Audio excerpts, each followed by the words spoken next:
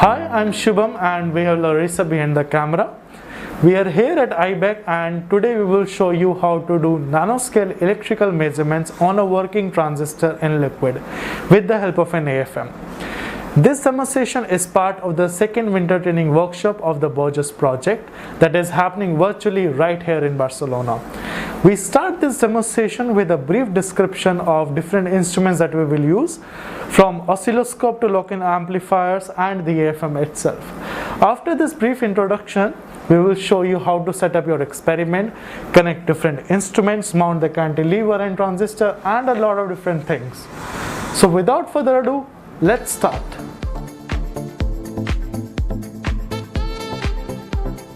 Here we have 4 different instruments that we will use in our demonstration besides AFM. Since we want to measure a transistor, a working transistor, we have to apply voltage to it. So we use this source measure unit, or SMU in short, to apply the drain voltage. Then we have waveform generator here. It generates an amplitude modulated waveform that looks like this on an oscilloscope. It's a high frequency signal whose amplitude is modulated by a low frequency. When we apply this voltage to the AFM probe, it generates a signal at a particular frequency which encodes the electrical information about a device. But how do we single out one particular frequency from a bunch of other and a noisy background? We use a lock-in amplifier. It measures amplitude, phase at a particular frequency or at one of its harmonics. It looks pretty easy to use, but it requires a bit of understanding of its working principle to use it correctly. Knowing your instrument well can make a difference between an average and an excellent measurement.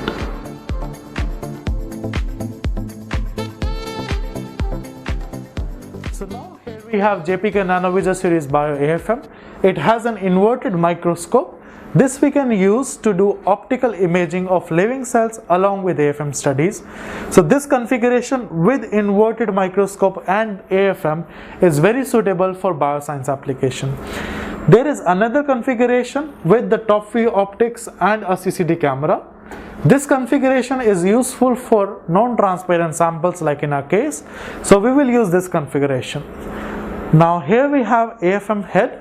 And this is the sample stage. I have already put the probes here for making electrical contacts with the transistor, and this is the vibration isolation table.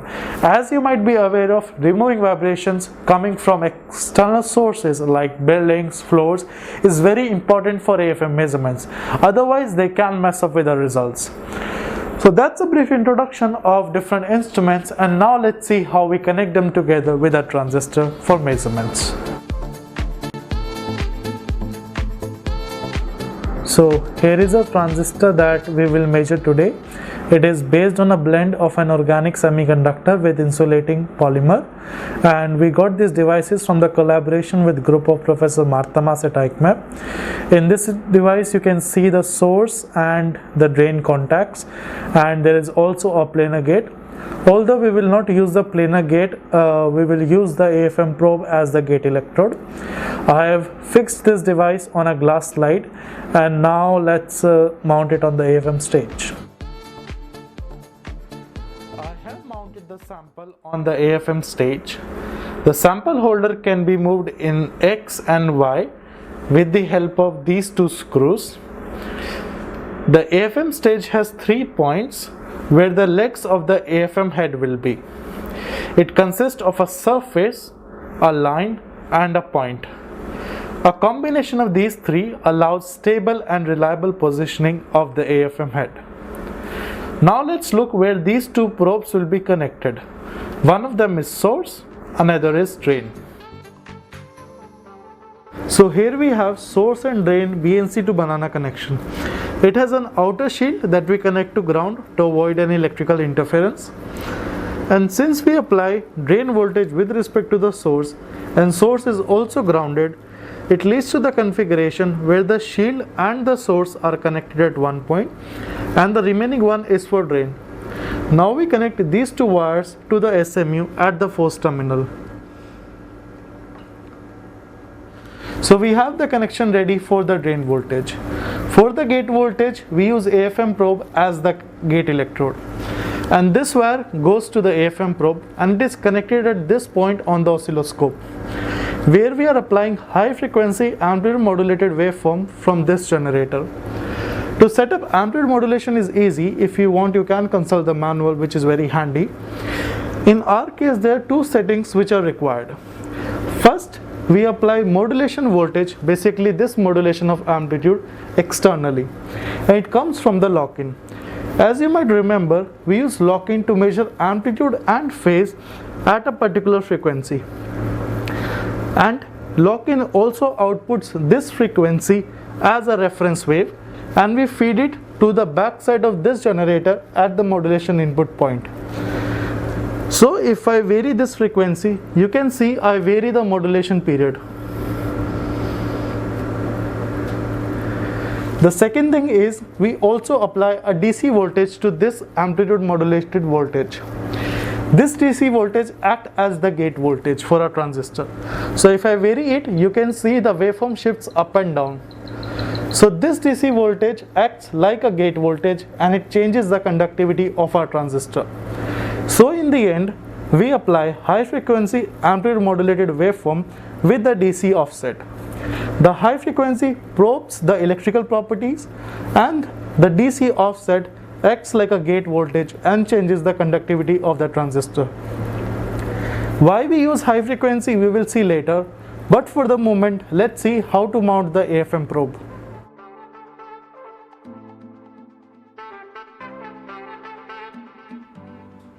So here we have cantilever holder, cantilever changing stand, and the cantilevers itself. Cantilevers are usually in these ESD packets which tell us to wear the ESD wristbands. While working in the lab, I felt many shocks due to static electricity, and it is usually the case during dry days. So if you touch the cantilevers directly without wearing this, it can damage them due to static discharge. So this is a very important step. Now let's open them.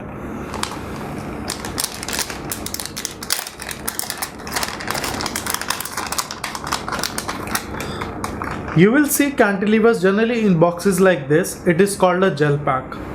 Basically, it has a gel to which these cantilevers are stuck onto, and it keeps them at their places.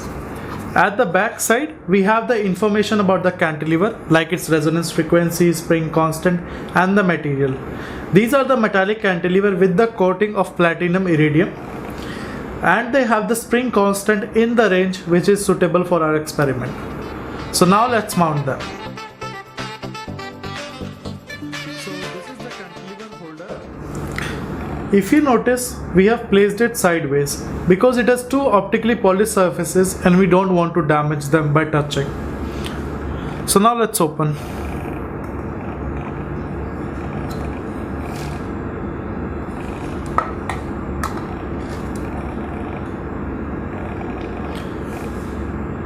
I hope you can see the reflective side and one small side here. Basically, these are the two optically polished surfaces. The AFM laser enters through this side and exits via this window and falls onto the cantilever. And we should not touch these surfaces and also wear gloves while handling to avoid contamination. Since we are doing measurements in liquid, remember to clean the cantilever holder before and after your experiments. To clean it, we rinse it with ethanol and blow dry with clean air or nitrogen.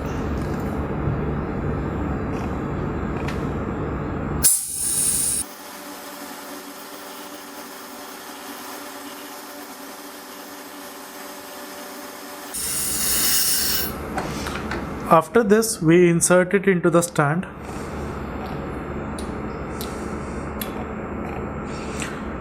Rotate it and lock it into its place. Now it is stable and we can mount the cantilever on it. It is the same mechanism on the AFM head. Now we pick up one of the cantilever from the gel pack. This is the complete AFM probe that you see easily, and this big part is called chip. The cantilever is at one of its edge, I hope you can see a tiny point at the very end of this chip. It's very hard to see it because the cantilever is almost of 220 micron in length. We will see it more clearly through the top view optics of the AFM later. So now let's pick one of the cantilever and place it on the holder.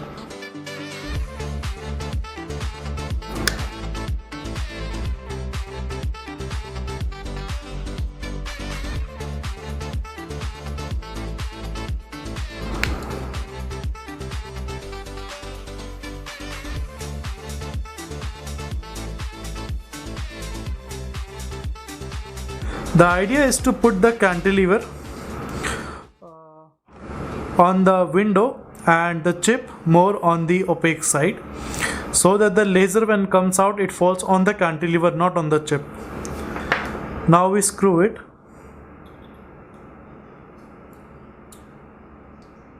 and we have the cantilever ready to mount on the AFM head.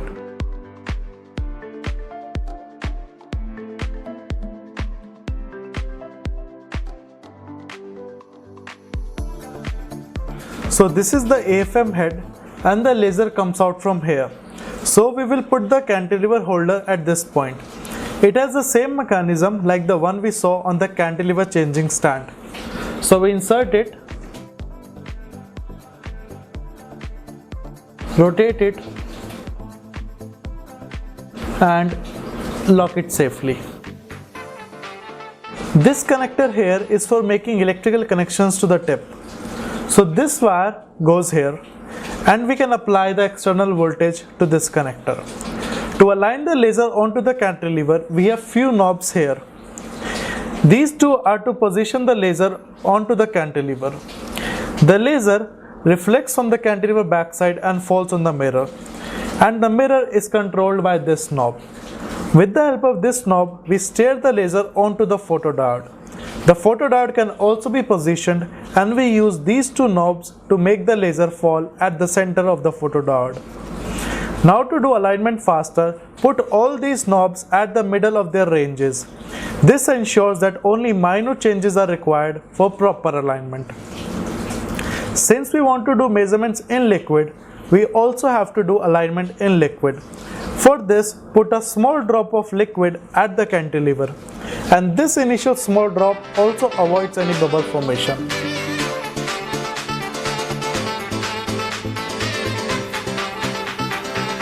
We also put a small drop of water on the transistor and then transfer the head on the AFM stage.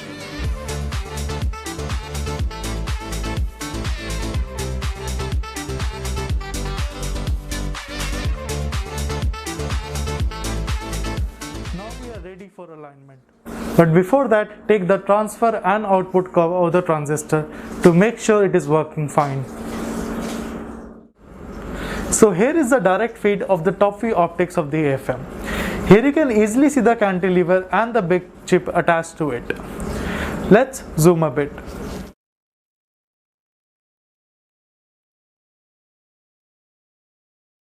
So now we can see the cantilever, but where is the laser? To see the laser, we have to reduce illumination a bit.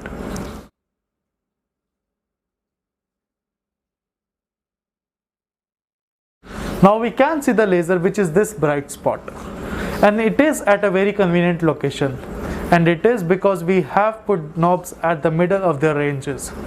Now let's use the laser knob and align it at the very end of the cantilever.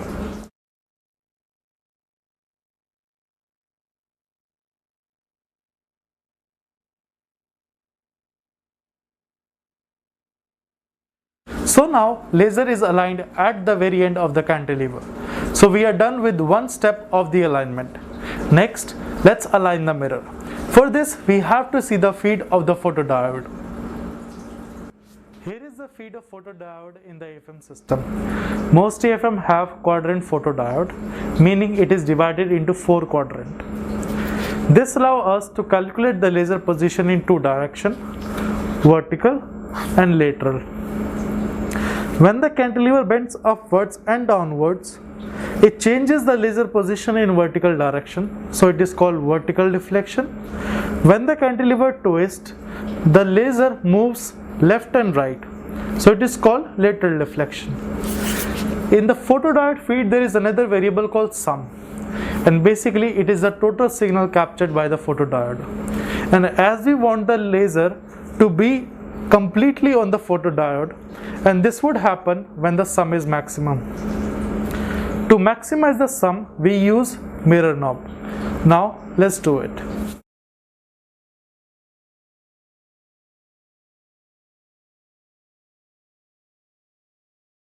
As you can see that now the sum is maximum. Since the laser position is related to the cantilever motion, and since when nothing is happening to the cantilever, the spot should be at the 0 position, and we do it by positioning the photodiode. So let's do it.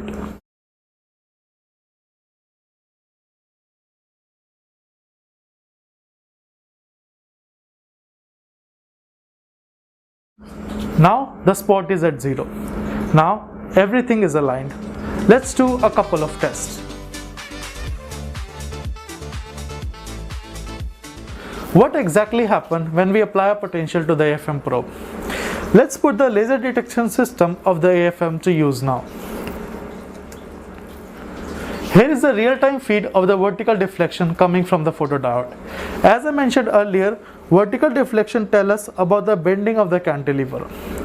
At the moment, it is in the resting state. Let's see what happens when we apply a voltage. Interesting, something happened. Let's stop this feed and have a closer look to see what's happening. We see a visible change when we apply the voltage.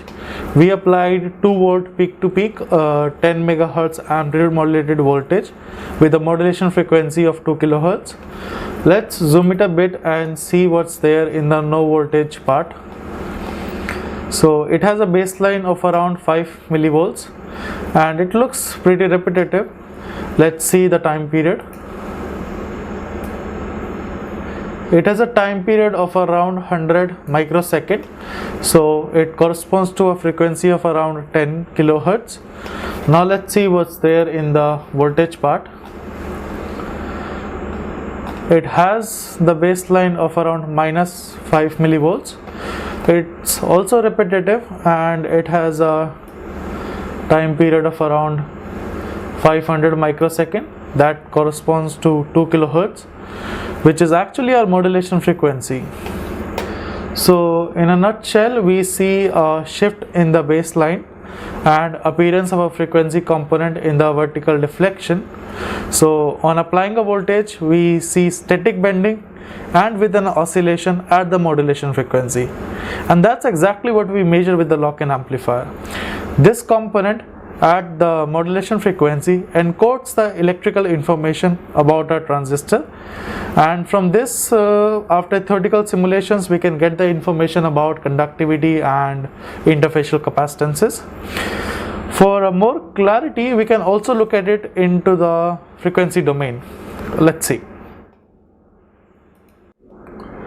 So this is the software for controlling the AFM, and we will soon use it to obtain topography and electrical images of a transistor. For the moment, we will look at how the applied voltage affect the cantilever in frequency domain. We go to the calibration manager. Basically, it records the thermal noise spectra of the cantilever, which can also be used to quantify the spring constant and sensitivity. But now we will use it to see the changes here in frequency domain when we apply the voltage. So let's take the spectra, and I have not applied any voltage yet. So we see 3 peaks here, one at around 220 kilohertz, one at 70 kilohertz, and another one is at 10 kilohertz. These are the resonance frequency of the cantilever, and we also see 10 kilohertz in our time domain data. And if you see, there is no peak at 2 kilohertz. Now let's apply the voltage to the AFM probe and take the spectra again. So I have applied the voltage, and let's take it again. Now I don't see any peak around here because I have these peaks which are very high, and these are at 2 kilohertz and 4 kilohertz, basically at the modulation frequency and its harmonic. So to know the amplitude and phase at the modulation frequency, we send the time domain data that we saw earlier to the lock-in amplifier, and then lock-in measures amplitude and phase and send it back to the AFM. With this data, the AFM creates electrical and phase images, but in exactly what manner? So now we will see how AFM do the imaging and how different imaging parameters affects the results.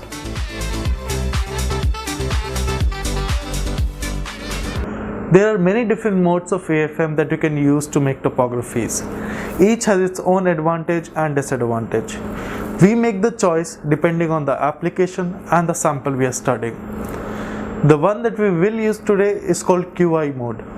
It stands for quantitative imaging, and as the name suggests, it is best for quantitative analysis. But before jumping onto this, we need to learn and understand few AFM terminologies. Now let's take an analogy. I have this eraser and I put it in this bag.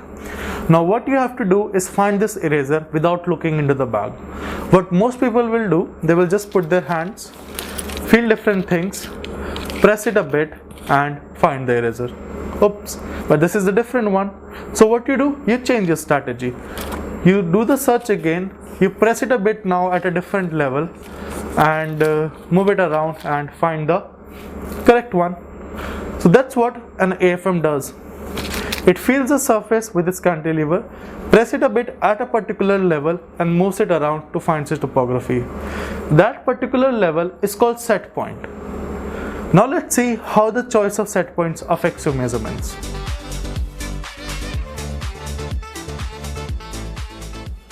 As you saw, we identified the wrong eraser when the set point is not right. And that's what happens in conventional AFM imaging. We get different results if our set point is different. Now let's look at it from a different perspective. I have this ball and I want to know its true topography. And let's see, my hand is the AFM cantilever and I move towards the surface, find its topography and tell you the results. Now let's consider, what if I press too low or too high? If I press too low, I will not be able to find the correct topography. If I press too hard and move it around, I will deform the sample and damage it. And that's what happens. The correct set point is really necessary to find the true topography. The rate at which you move around also matters. For example, if I move around the surface very slowly, I can feel these wrinkles and I will get the true topography. If I move very fast, I will not be able to feel these wrinkles. And also, how fast you react to changes. If there is a sudden change in topography, can you react faster to track it depending on your scan speed? So all these parameters together with set point, scan speed and your gains matters in AFM imaging, and they determine what you will get in your results. So what is the best set point imaging speed and gains to use to get the correct topography? It all depends on the sample property, whether it's soft, hard, whether it's rough or smooth. But we don't know this beforehand. So in such a case, the QI mode or the quantitative imaging mode comes into the picture. In QI mode, what we do when we move towards the surface, we record the vertical deflection. Basically, which tells us about the bending of the cantilever or indirectly how much pressure or the set point we are applying. And we do it till a particular set point is reached, and after that we go back. And then we move to the next pixel. We repeat this process at every and each pixel. This simple modification has an advantage. The thing is that we get images at every set point, from low set point to a high set point when we are turning back. And all these images we can get after post analysis, and there is a lot of other analysis that we can do. So that's why it's called quantitative imaging. There's also another advantage with QI mode is that we don't apply any lateral pressure, because we just move up and down. We don't move along the surface at a particular set point, which otherwise can deform the surface. And this is particularly important if we are doing imaging on living cells, which can react very strangely to these forces. So this is the preferred mode for living cells and bio applications. But there is a trade-off because it takes longer time to take such a topography, because we record at every set point when we are going from a very far distance to the closer to the sample. So in a nutshell, the quantitative imaging mode simplifies something, but at a cost of the time. So as we see, the QI imaging has an advantage for quantitative analysis. So we do QI mode imaging on a transistor for getting topography and electrical images. For topography, we apply no voltage and measure the cantilever deflection as it moves up and down from pixel to pixel on a transistor. For electrical images, we apply the voltage and we measure amplitude and phase at the modulation frequency as we discussed earlier. So after all this discussion, now let's see QI imaging in action.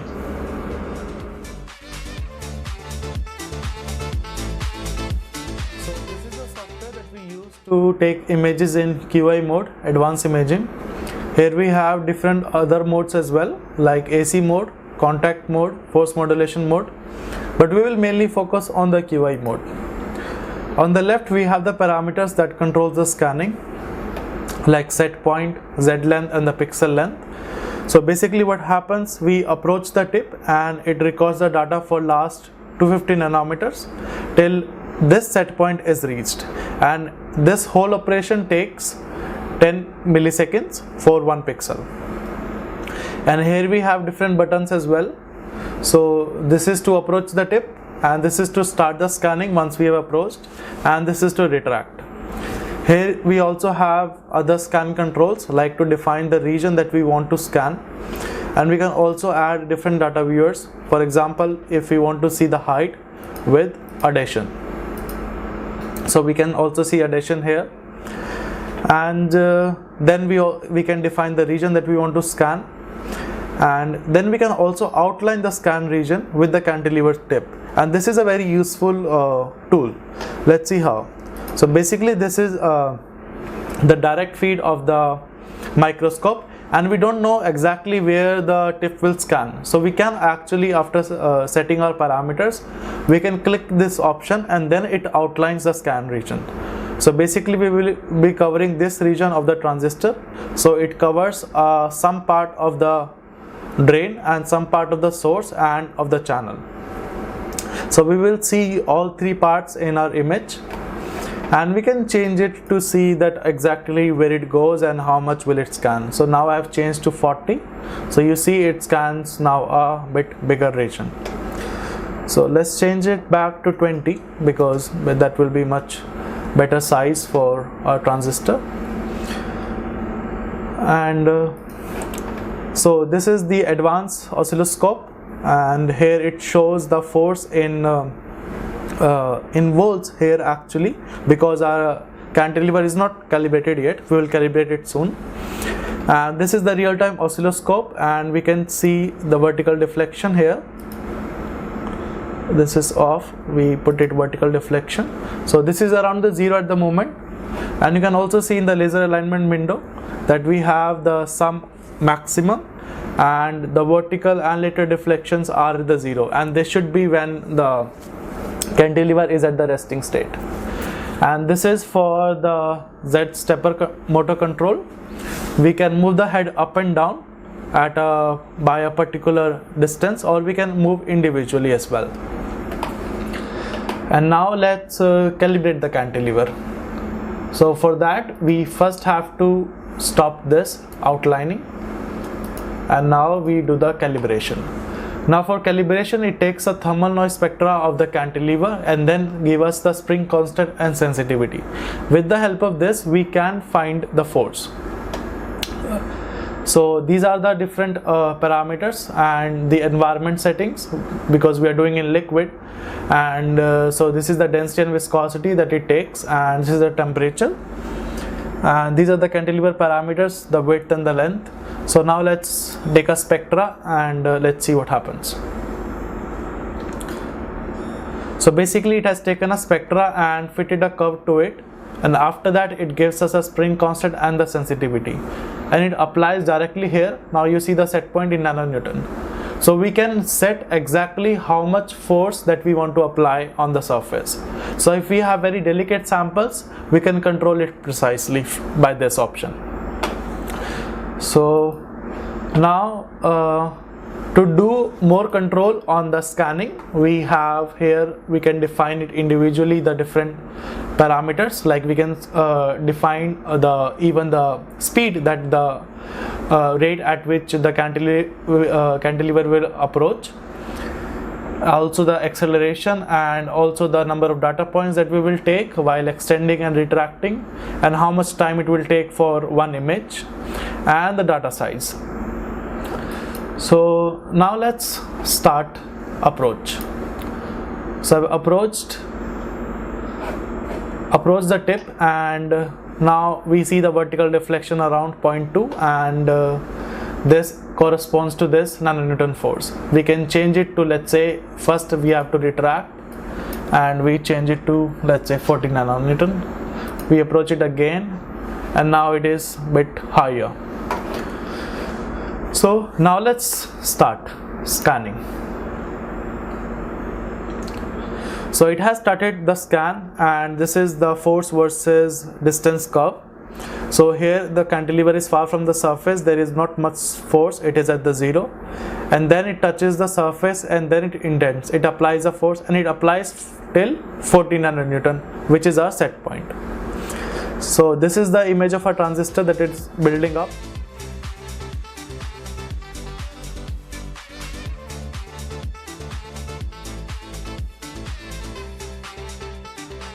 So the scan is finished now, and we can see the image of the transistor that we have. We have the electrodes and the channel area, and this is the adhesion map of the transistor, and we see a bit of heterogeneity, and there are some other materials as well on the transistor, and it could be actually some deformation and some physical defects on the transistor that could lead to different adhesion.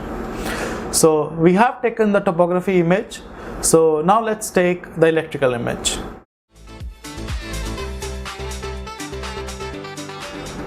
For the topography image, we don't apply any voltage to the transistor or the tip. But for taking the electrical image of a working transistor, we have to apply the drain voltage and the gate voltage to the AFM probe, plus the amplitude modulation. For this, we have made the electrical connection as said earlier. For recording the amplitude and phase at the modulation frequency, we make the electrical connection between the AFM control unit and the lock-in amplifier.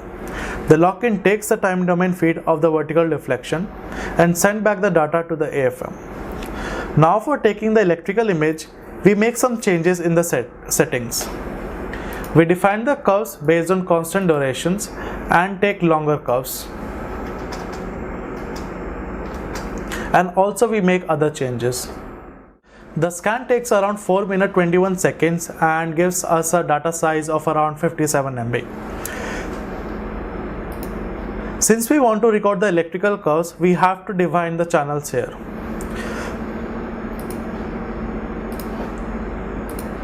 So we have the channels here R and phi. The R is for the amplitude and phi is for the phase. Now we have to apply the amplitude modulation to the AFM probe. And then we turn on the drain voltage. And now let's start scanning and wait for it to finish.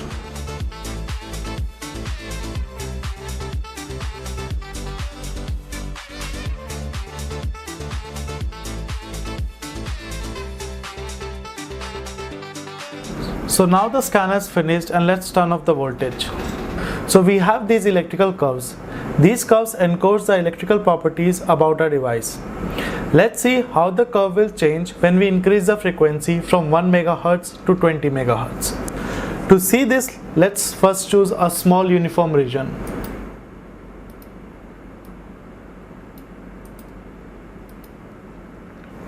And now we apply the voltage at 1 MHz frequency.